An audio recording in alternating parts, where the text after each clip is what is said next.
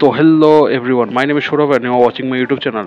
এবং আজকে একটা ভারাক্রান্ত মনের সাথে আসে আমি আমার এই ভিডিওটা রেকর্ড করছি, কারণ রেসলিং জগতের একজন কিংবদন্তি, দ্য হাল্কস্টার, দ্য ইনমর্টাল হাল্ক হোগান আর আমাদের মাঝে নাই।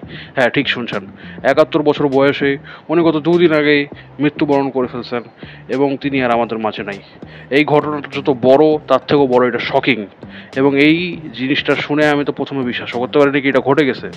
আর বর্তমান দিনকাল যেমন চলতেছে, আসলে সব কিছু এখন আনএক্সপেক্টেড হয়ে গেছে একটা মানুষের জন্য।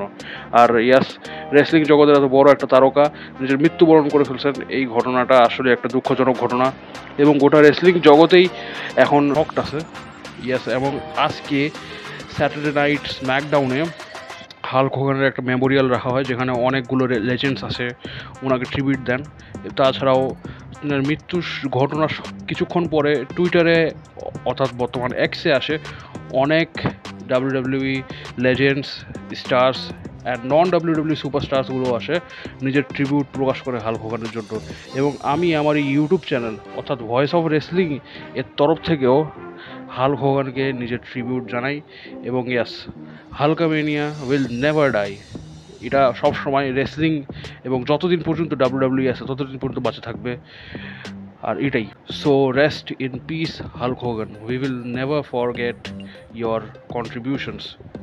তো এরপর একটা বড় খবরে আমরা আসি, আর সেই বড় খবরটা হলো জন সিনা ভার্সেস রকের লাস্ট ম্যাচ নিয়ে। ইয়াস, গত কয়েকদিন ধরে কেন জানি আমরা এই রিউমার্সটা কন্টিনিউয়াসলি শোনা পাচ্ছিলাম ভেরিয়াস অ্যাকাউন্টসের থেকে, যে ডাব্লিউডাব্লিউ রক ভার্সেস জন সিনার একটা ফাইনাল ম্যাচ প্ল্যান করতেছে, এবং এই ম্যাচটা কোনো একটা সাউদি পিএলিতে হওয়ার চান্সেস আছে। এবং ইয়াস, এটার পিছনে একটা স্টোরি লাইনও আছে, কারণ ইয়াস, রকেই সেই মানুষ যে জন সিনাকে হিল টার্ন করতে বাধ্য করেছিল, এবং রকেই জন সিনার সোলটা নিয়ে নিয়েছিল according to story line. But rock যেখানেই আছে আমি তো এই ব্যাপারে বিশ্বাস করি না, কারণ রক একটা আনপ্রেডিক্টেবল মানুষ, যার ওয়ার্ক শিডিউল অনেক কড়া।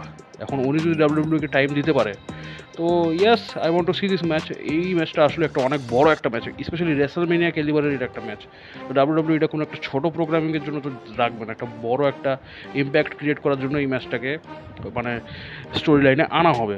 তো দেখি কি হয়, but yes, I am damn excited for this match. তো এরপর আমরা আলোচনা করবো জেথ রলিন্সের ইনজারি নিয়ে। তো জেথ রলিন্সের কারেন্ট কন্ডিশন কিন্তু তেমন কিছু ভালো আমরা নিউজ খবর পাচ্ছি না, এবং আমরা এটা দেখে তো বোঝাই যাচ্ছে কি জেথ রলিন্স অ্যাটলিস্ট এই বছর রেসলিংয়ে থাকবেন, মানে তিনি রেসলিং আর করবেন না, মানে তিনি অ্যাবসেন্স থাকবে এই বছর অ্যাটলিস্ট 1 বছর পর্যন্ত। এবং তিনার রিটার্ন লাস্ট এই যে এর পরের বছর রয়্যাল রাম্বলে বোঝা যাচ্ছে কি উনি রয়্যাল রাম্বলে রিটার্ন করতে পারেন নিজের।